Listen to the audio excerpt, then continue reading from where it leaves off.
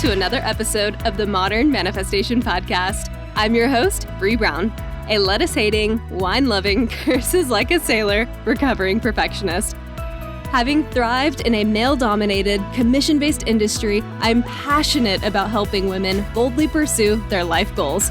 In this space, we build confidence with our mindset, manifestation, and spirituality.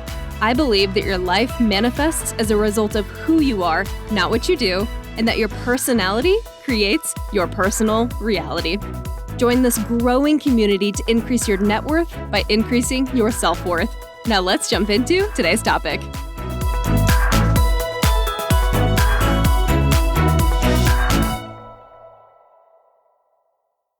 Hello, my beautiful souls, and welcome back to the Modern Manifestation Podcast. Before we jump into today's topic, I have a really quick announcement. In 2 weeks, I will be hosting a live workshop on Friday, December 16th at 12 o'clock Central Time or Texas time. In this live workshop, we will be planning for 2023 and reviewing 2022 altogether. So in this workshop, it will include my digital planning workbook, something that I actually use to plan out my own years, as well as reviewing the year before, because I think that's important in our preparation. It also includes a visualization meditation if you're one of the first 25 to sign up. It includes manifestation tips. You'll have a video replay afterward. There will also be a Q&A at the end, and you will have a 1 hour of planning time with me and other like-minded individuals. All of this is going to be $23 in honor of 2023. I know it seems like a random number, but I was trying to be cute with it. And if you can't make that date or time work, no worries. If you sign up, you will still get a copy of the workbook and the visualization meditation if you're the first 25. And you will get a replay of the event afterward that you'll be able to save, listen to, and complete the work on your own time. So don't worry if you can't make it to the actual live session. You will still get access to the content afterward. And even if you are not a fan of New Year's resolutions, that's okay. Honestly, I don't really love that word or that expression. I'm just more about planning, setting goals, and being intentional about where I want to spend my time in the upcoming year. And I think that's important because having preparation will allow you to take action. And that is a huge part of manifestation or the law of action, is planning so that you can take action. So that's really what this workshop's going to be about. It's December 16th at noon Central Time on a Friday in 2 weeks from now. Again, $23, limited spaces available. I have to cap it, unfortunately. And I'd love to see you there. Okay, let's jump into today's topic. In today's episode, I want to cover a topic that I've mentioned a little bit in other episodes, and honestly, I think that it's about time I do an episode on this, considering a lot of what I talk about falls within this genre, is about shadow work. But before I jump into today's topic, I want to give a shout out to Mary. Mary is someone that reached out on Instagram and shared with me a really fun story that I wanted to bring to you all because I think it was such a fun description of how manifestation can show up in our everyday lives. So in the last episode, I was talking about angel numbers and how one of my specific numbers is often 619. So Mary is listening into this episode while she's on a walk. And as I'm saying this, she looks up and she's literally passing a house with the number 619 in the address. And then shared with me not only the story, but then also a picture of the house and its address. And I also got a good laugh for it. And it also just made my night. I was like, I love when this shit happens. Like, you can't make this stuff up. I mean, the synchronicities that happen are just so awe-inspiring and hilarious and also crazy. And there's really no word for it. It's just like these things make me chuckle, but they also don't surprise me, but they're also kind of a delight every time they happen. You know what I mean? Like, I am someone that lives, breathes, operates in this manifestation world, and I still get very excited when I see synchronicities because even someone that operates in this world, it's not uncommon to be like, well, is all this real? Like, sometimes you question yourself. Sometimes you kind of wonder if you've just dove off the deep end.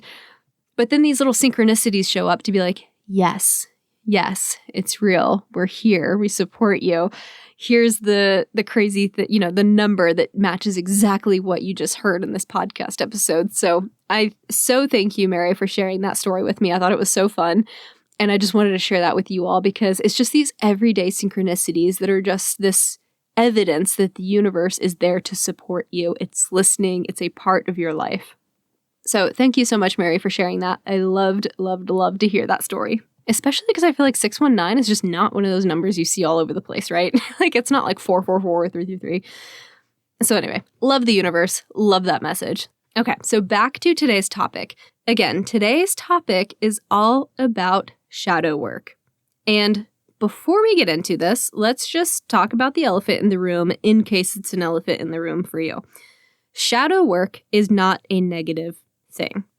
Having grown up in a Christian background, when I first heard the word shadow work, for whatever reason, my mind jumped to dark magic and demonic things and satanic work and rituals. And I don't know why my brain jumps to all that. I mean, that's not true. I know why my brain jumps to all that. But that is not at all what we're talking about with shadow work. I kind of feel like that's a terrible name for it. I kind of feel like it's more like healing work, but I didn't come up with the name. So what can you do? So let's talk about what shadow work is, what the shadow self is, because that's a big part of it, where they come from, and some techniques you might be able to use if you're interested in this kind of work. So, as I mentioned, first things first, this is healing work. And y'all should know, like, I do not mess around with Ouija boards. I do not mess around with haunted houses.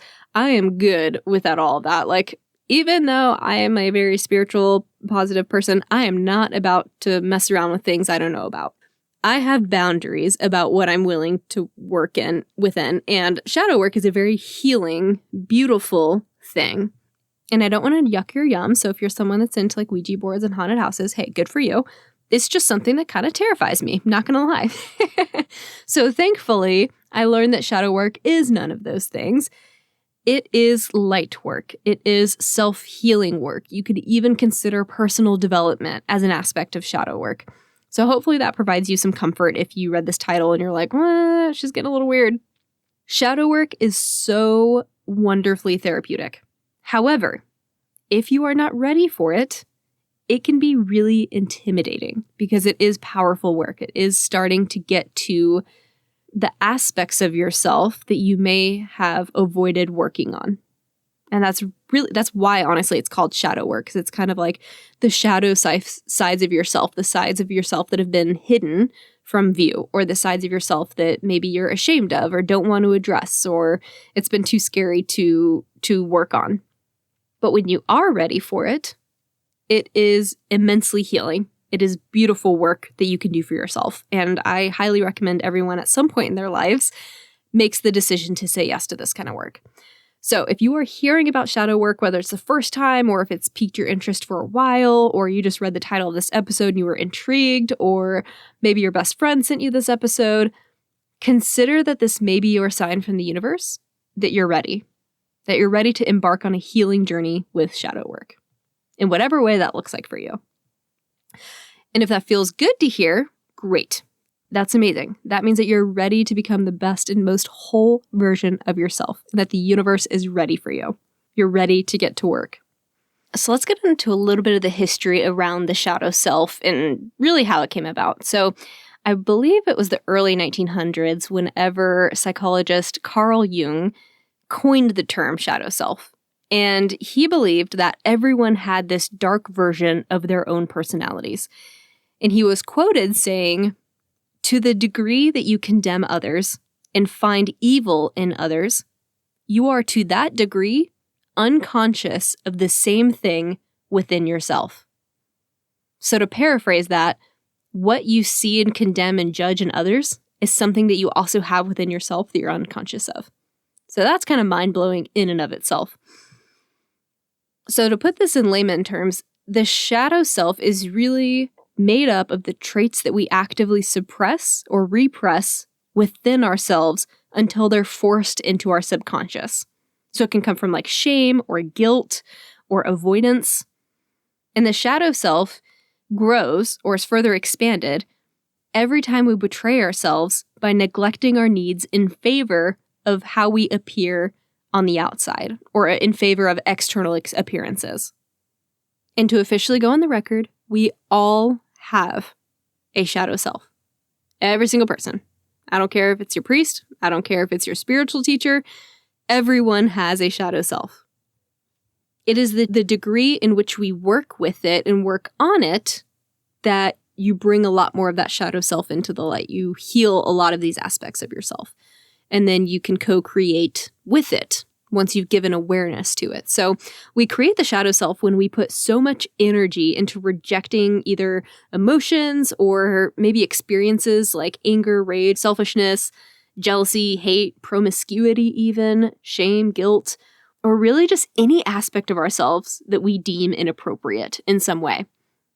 It's like you could say, where there is shame, there is a shadow. I like that. I'm going to put that on Instagram. When we are triggered by our experiences, this is how our shadow self shows up. It's asking to be recognized in those moments of being triggered. And when we self-sabotage, this is also our shadow self showing up, also asking to be recognized. So anytime you are having a negative reaction to something, or you feel shame about something, or you feel triggered in some way, that means that there's something there for you to heal. There's something there for you to call awareness to and attention to. So don't feel shame for this side of yourself because, like I said, we all have it. No person out there is perfect. No one has avoided all negative experiences so that they don't have a shadow self. No one. In our consciousness on this earth, it's just not possible. So we all have a shadow self to work on. And this episode is not about getting rid of it. It's also not about figuring out what to do with it because there's no such thing. Like, you don't get rid of this thing. You don't shine a light and it just disappears. Because our shadow self serves an important role.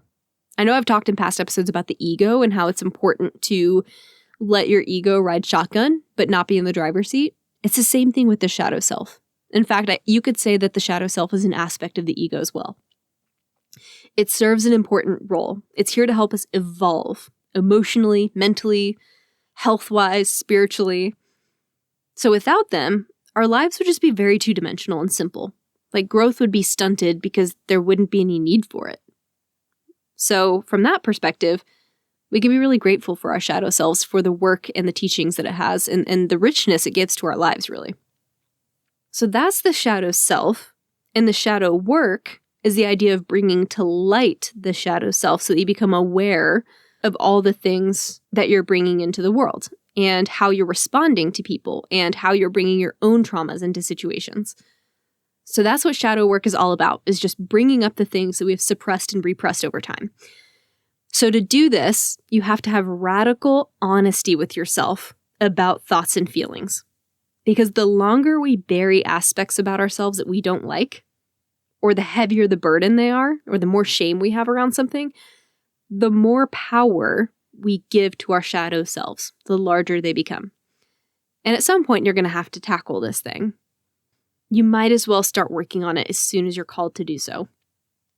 When we bring light to the side of ourselves, we transmute the darkness, and we allow ourselves to heal. And this will require that we have self-compassion, that we recognize that it exists, we commit to doing the work, which is all about what this podcast is about, is self-healing and committing to the work and leveling up and allowing yourself to manifest the things you want. And when we don't recognize these sides of ourselves and we don't face our own demons, we just push them deeper. We give them more power. We allow them to become more energetically dense, more energetically draining. And that's not what any of us want. That's not what our manifestation purpose is about. That's not where we're trying to aim to go, right? We don't want this stuff weighing us down. We want to release it. So when we're not open to doing shadow work, it's kind of like, I would use the metaphor that like you're putting trash into a trash compactor. And as you avoid this work and choose not to do it, your traumas are just like stacking up and you're just like compacting it like a little trash compactor, hoping that you'll never have to take out the trash. But as we know, I don't have a trash compactor, but I've used them. That is not a long-term plan. At some point, you're going to have to take the stuff out. You're going to have to air the laundry, so to speak. I'm kind of mixing up metaphors there, but you get it.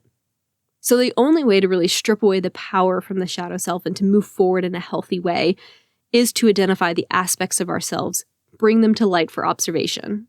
And when we do this, we can begin to heal. It's like one of my favorite quotes by Sheryl Sandberg. I don't have it verbatim in my mind. It's my favorite quote. I don't have it memorized. It's something along the lines of, once we become aware of something, we cannot help but change. And that's really what all this work is about. Recognizing, not repressing. When we become aware, when we recognize, we know what to heal, we know what to work on. And that's important. And when you become aware of these things, hopefully your inclination is to want to change them. And if it helps, all of this suppression, all this repression, a lot of it's not our fault. This is just how society has, it's what it's cultivated, a lot of. It's done a great job of just trying to banish things that in the past we considered inappropriate or maybe immodest, using whatever tools they had available at the time. So you think about like the 1950s and what it meant to be like a modest woman or, someone that acted appropriately. And we may have used religion, we may have used politics or corporate values, cultural beliefs, or a sense of normality. We would use whatever means that we could to label something as either pure or not pure, and therefore desirable or not desirable as a way to condemn people. So these things are not our faults. We have done a great job of deciding who and who was not worthy of something based on how we perceived them. And because we didn't want to be perceived in the wrong light, we would suppress and repress the things that we thought were not desirable. We would condemn ourselves, shame ourselves. So we really hid a lot of these aspects of ourselves in order to survive. And I honestly think that's what the midlife crisis is about, is that people are finally sick and tired of the suppression, of the repression of their authentic selves. And it starts to fight its way out. And sometimes it could end marriages. Sometimes it could completely change and transform careers. Some examples of this would be the Great Resignation. I believe a huge part of that was the fact that so many people woke up over the pandemic and realized that they didn't want to put up with bullshit anymore, that they wanted to be living their best lives and they weren't doing that in the work setting. And so they retired early and wanted to go live that life, be their more authentic self, not feel like they had to show up to work and mask who they were to fit in to that corporate neurotypical environment.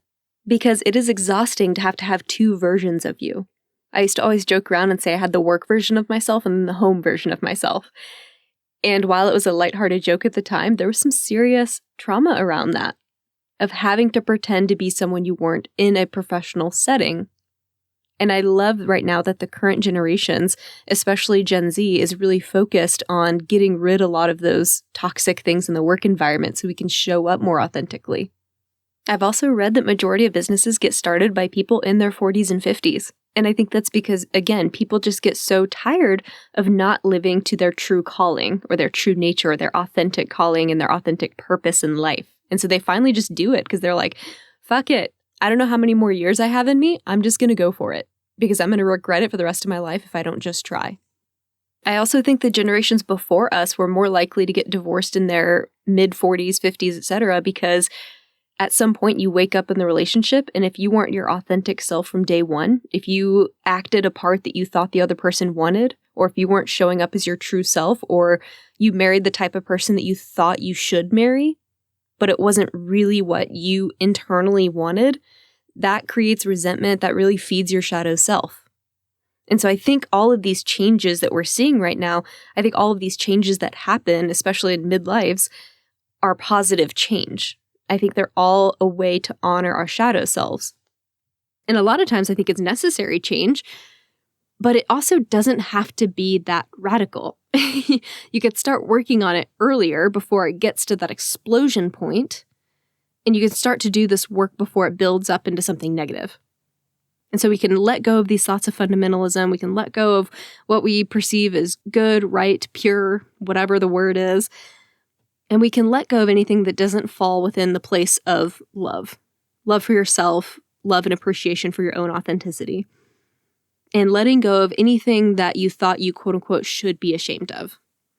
And have kindness for yourself and compassion for yourself, knowing that most of us are repressed or suppressed in some way, either sexually, spiritually, emotionally, vocally, physically.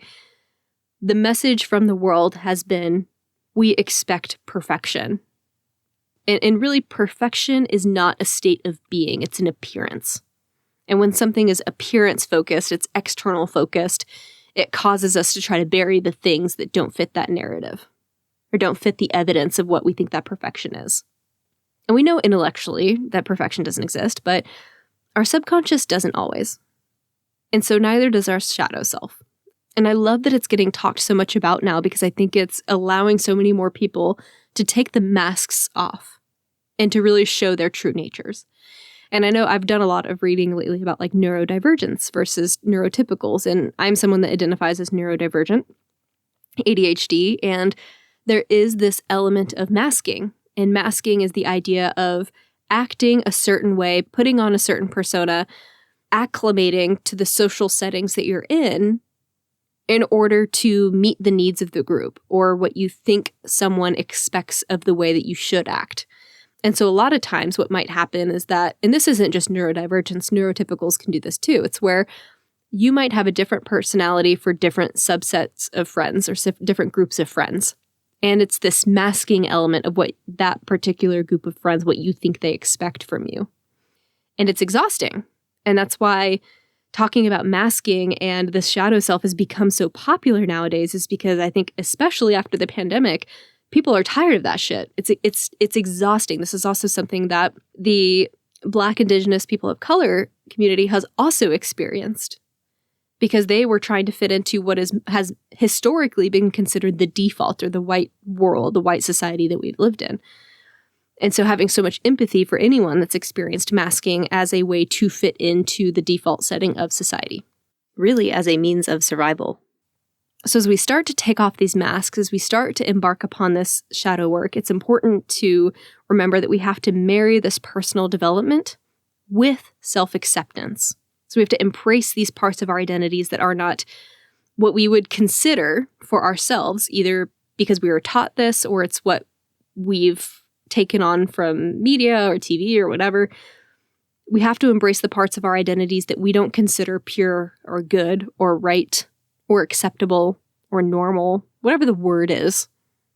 And I'm using quotations on all of these because, what do these words even really mean? What is normal? So meeting these thoughts, knowing what they are, and then having radical acceptance for them and knowing that they exist and being okay with the fact that they exist. And knowing that it's something you can work on and something that we can work on as a society because there's a reason people felt the need to mask. And so what do we need to undo to make sure that that's not what is required moving forward? And I think it's beautiful that so many people are working on their mindsets, are working to become healthier versions of themselves, because I think that raises the consciousness of society. And I think that reduces the need to mask.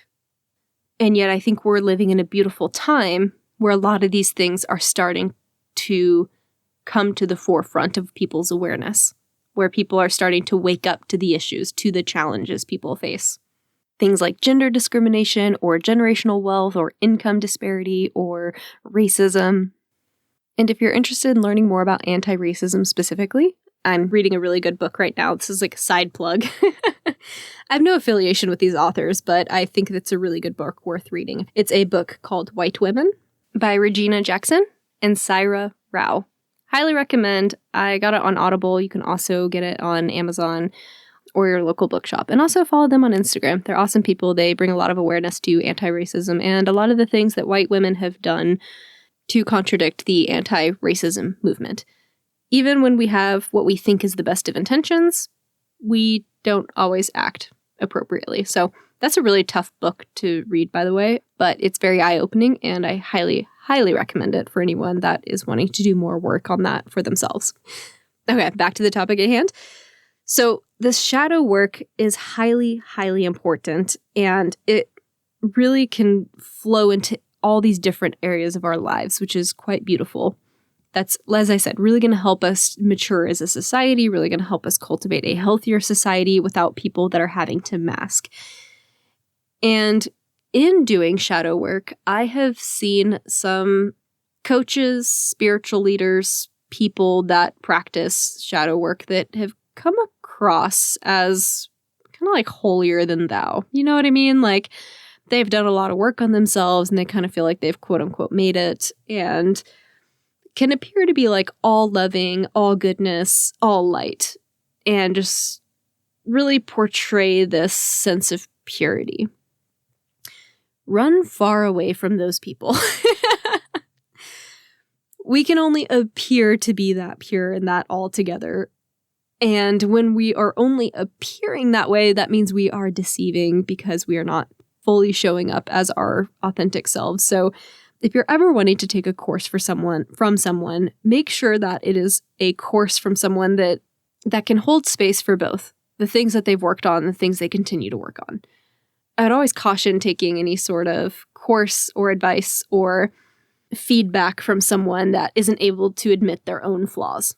And to me, this is true of every relationship. Like, this should be the goal for every relationship, but especially close friendships and especially romantic relationships. Like, if you enter a relationship with someone and they can't talk about what they did wrong in a previous relationship, to me, that's a red flag. That means they have some shit they got to work out. They are not taking ownership of something, because every relationship or every lost relationship, it takes two people for a relationship to fail or for a relationship to end. And I think it's really healthy when people can recognize what part they played. So whether it's a professional relationship, a romantic relationship, a friendship, that is such a great question to ask in the very first date if you are someone that is in the dating world and trying to figure out how to avoid the people that aren't emotionally ready for you. And we know the other person had to contribute in some way because they brought their own traumas into the relationship. As adults, we always bring our traumas into relationships and use the other person to try to resolve them or to cause them to explode. It goes either way. And we all have a shadow self, and that shows up in our relationships. And there's no such thing as a one-sided relationship. It might feel that way if you can't hold boundaries, and that's like a whole nother topic. But every relationship takes two people. Every relationship has both sides. In every relationship, both people are bringing their shadow selves to the table. And I'm not saying that they're going to be upfront about it in their marketing or on their dating profile, because obviously if you're trying to sell a service or you're trying to even sell yourself as a dating prospect, you're not going to be like super forthcoming right out the bat with all your baggage, right? I mean, that would save us all a lot of time, but truth is they're probably not going to be like, let me give you all my problems right up front, right? But there's a way, in your research of the person, in the way that they carry themselves, you can tell whether or not they are someone that is aware of their own lessons that still need to be learned versus someone who's coming across a bit more preachy. So when it comes to shadow work, if you are starting to follow people on Instagram or you're starting to find courses that can assist you in all of this, just make sure that you're being cognizant and aware of the person's giving the lessons and the energy that they're coming from, more or less. And the reason I bring this up too is because a lot of times, especially in the religious settings, people can obsess over certain beliefs that they have, which can cause other people to want to mask. So an example of this could be an obsession over people's sexuality, how they identify, whether they're straight or gay or trans or queer or whatever your identification is. Certain people in the religious community might obsess over that. And what I think is really fascinating is that a lot of times the things that we obsess about in a community or in others is something that we're actively suppressing or repressing within ourselves, something we're burying within ourselves. And it may not be that you are someone that would be gay if you allowed your authentic self to come through, but it might be that there's sexual repression there. And the fact that someone else is being more sexually liberated, that is causing you to be obsessive and wanting to suppress and repress them. Because when we recognize the things we dislike or even hate in others, there's a direct reflection of what we're hiding from and within ourselves every time. So when you see someone else's hate and you can't understand it, know that it's coming from a place from within, something that they're suppressing or repressing about themselves. And we dislike people that remind us of the things we dislike about ourselves. And it doesn't have to be like a verbatim exchange, right? If you hate gay people, it doesn't mean that you yourself are gay, but it means that you're suppressing or repressing something within you.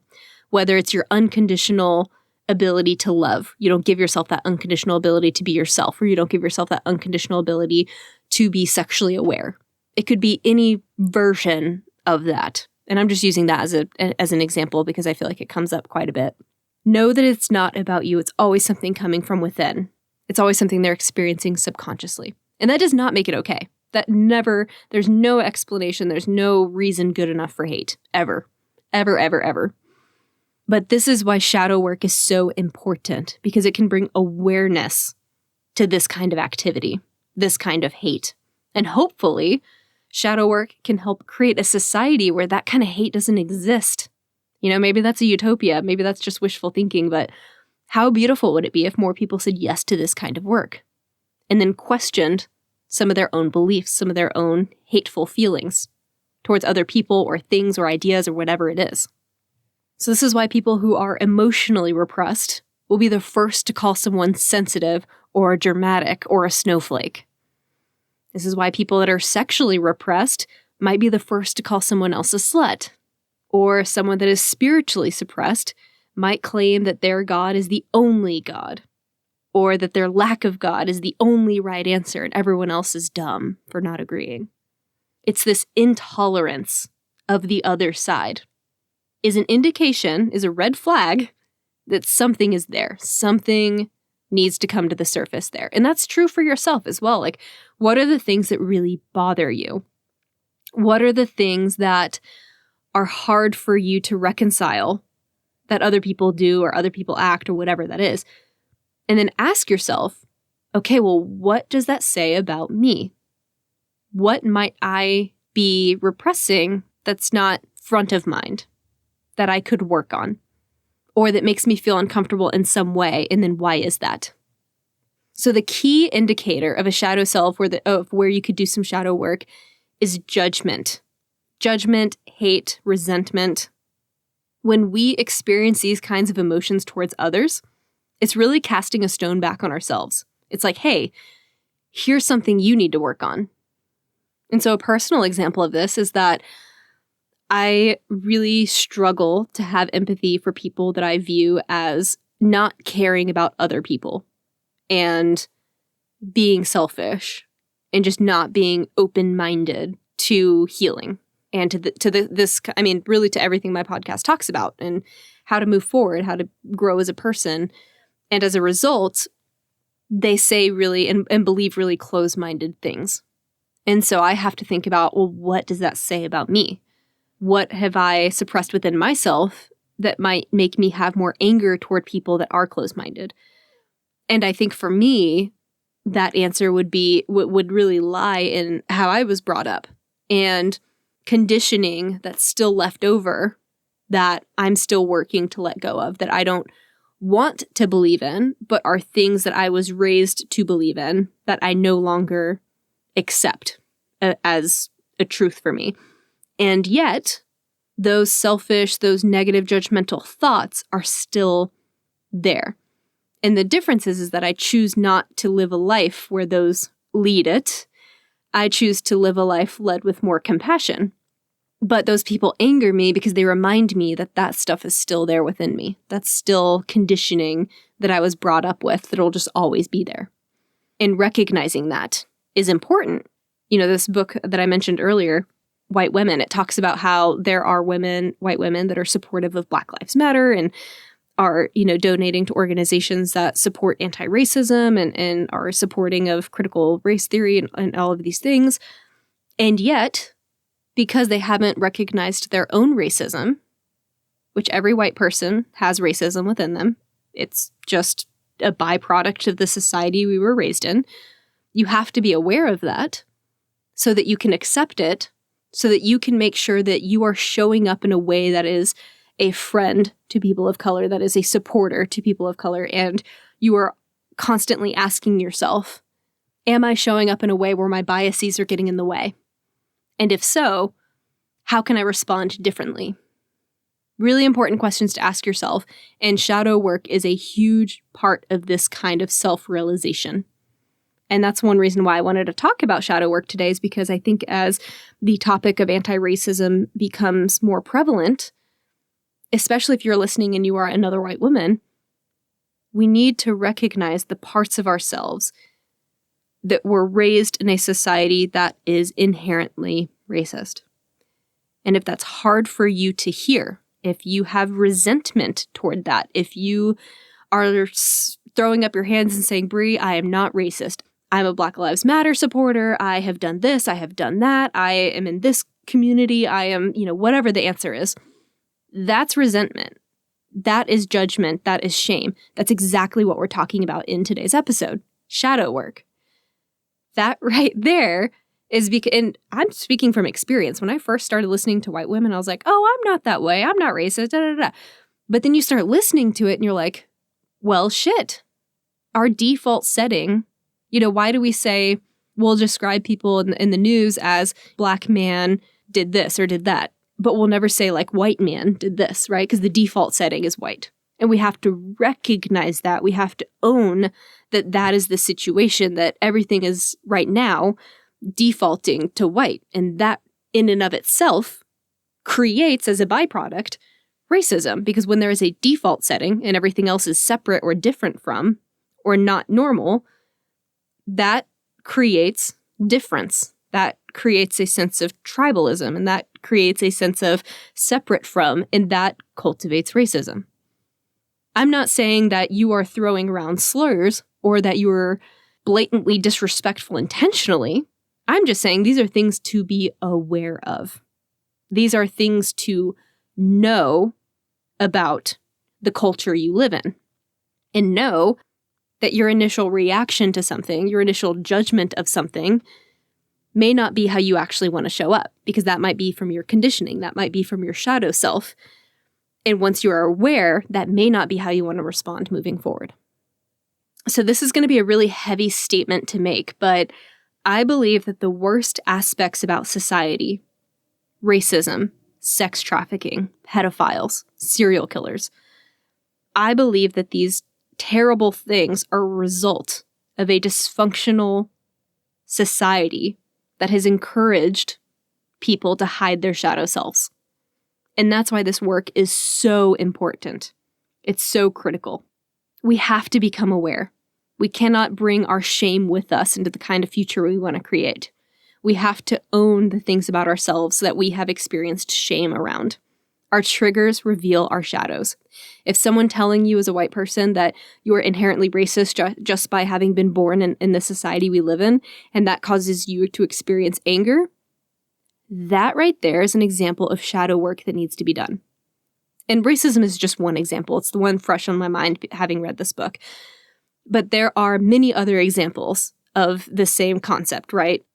When we are triggered by a person or their actions or what they say, this is a gentle nudge to look in the mirror. So we have to stop the self-shaming. We have to stop the self-judgment and put that shit away. We can't take that with us where we're going. Our shadow self isn't bad. In fact, it's our protector. So the benefit of the shadow self is that it's tried to protect us from seeing the things that it felt could emotionally cripple us. I mean, it doesn't always get it right, but that's its goal. And a lot of us, our shadow self starts to feel neglected and banished because we're pushing it to the side all the time while it's sitting there trying to protect us. And many of us have spent a lot of time and energy keeping it out of the spotlight. But, and this is a big but, our shadow self exists to protect us. Our shadow self has guarded us from any emotional pain that we may not have had the tools to deal with at the time. So it cleaned up and it made up for our lack of emotional regulation really in the best way it knew how, to hide, to absorb it. So when we're afraid to experience our shame, when we're afraid to have these really difficult conversations that make us feel resentful or scared or feel a lot of anxiety, our shadow self's tendency is to want to step in front and swallow these uncomfortable emotions for us so we don't have to deal with them in the moment. It's like, oh, don't worry, I got this. And then it carries it off, like scuttles it into the back of your mind. Like, don't worry, I got it. It's hiding for you forever. And for some of you, the shadow self may be the reason why you've been able to get up and go to work and get your job done without falling apart if you've experienced some extreme trauma. And if that is you, then make sure you embark upon this work alongside a therapist or alongside a professional that can really help you through it, because we don't know what might come up. I think shadow work is immensely healing. I think it's beautiful work. And I would also say that use your best judgment. Only you know what you're capable of handling on your own and when you need to call in professional support. So I defer to you. You know yourself the best. If you make that judgment call for whatever you think is in your best interest. And if you are someone where you're like, well, I'm not really sure, but I have a lot of missing memories from my childhood, then it might be a good idea to just go ahead and bring in a therapist anyway, because you just never know what might come up.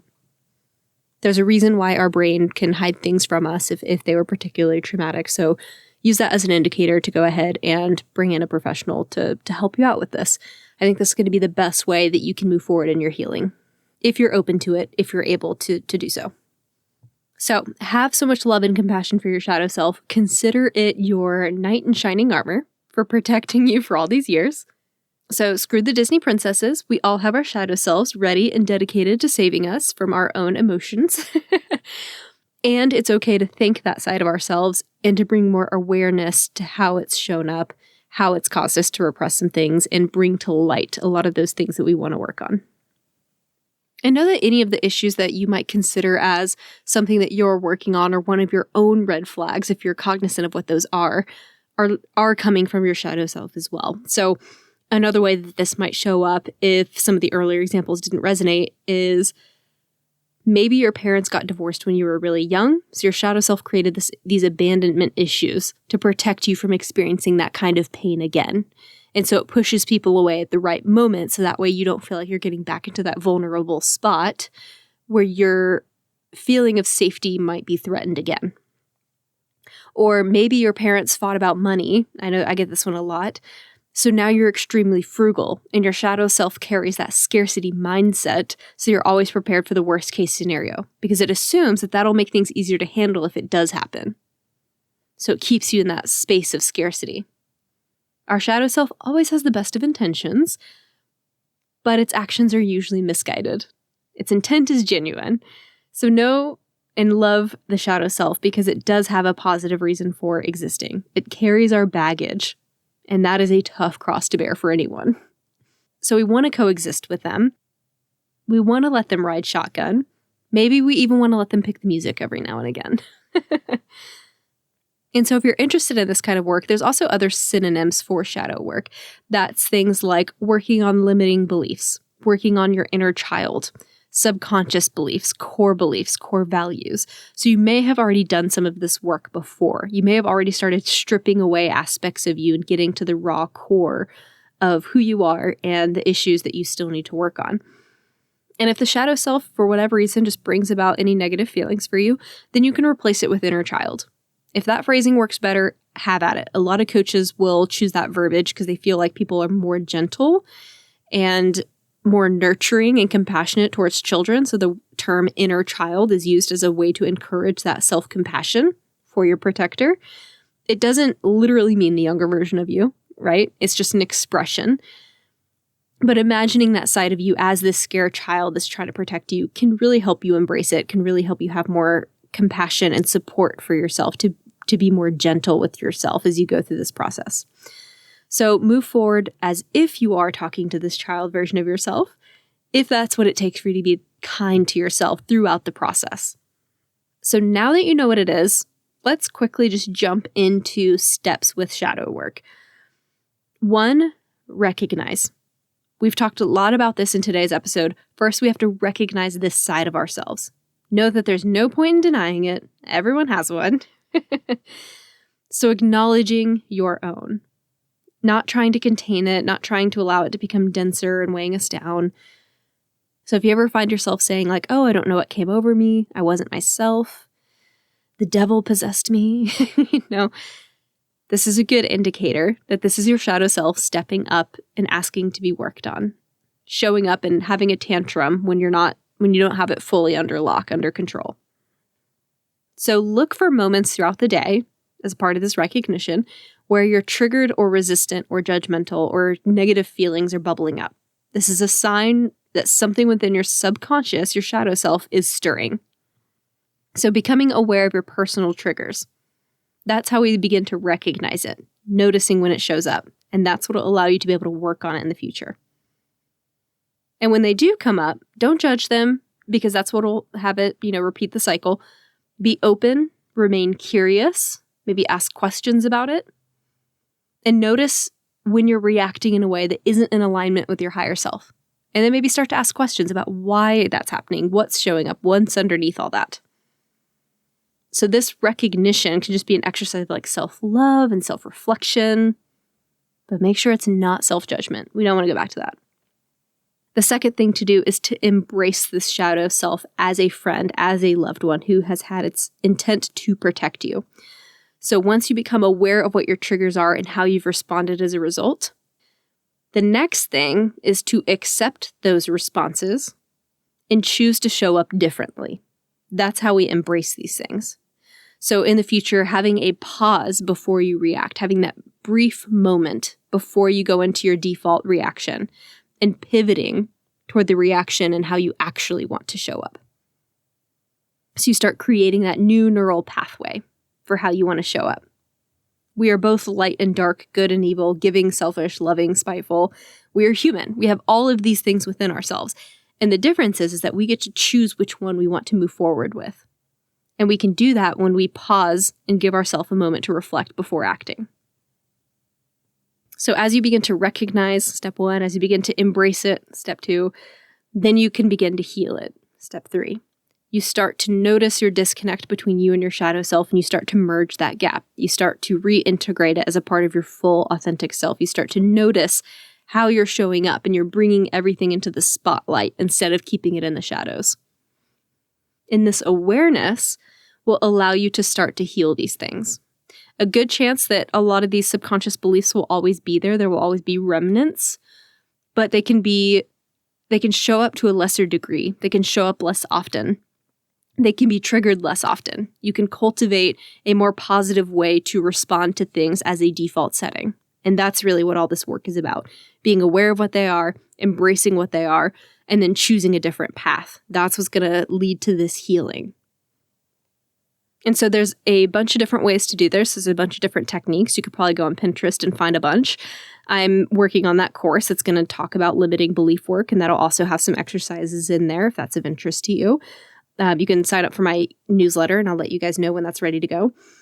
And as a general rule of thumb, if you're not interested in going out and looking for exercises to help you do this, just try having a conversation with your shadow self. That can honestly be, you may not even need a course if you can just show up fully with that version of you, name your biggest fear, name your biggest shame, and then just have a conversation with yourself about it. Where is this coming from? How is it showing up? What was the initial catalyst for this?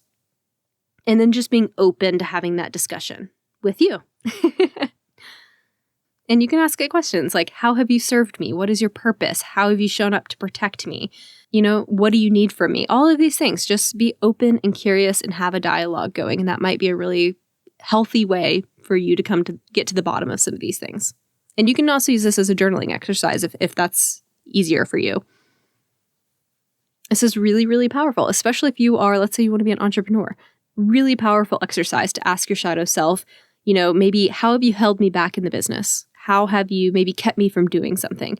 How have you kept me safe? How have you prevented me from making significant change?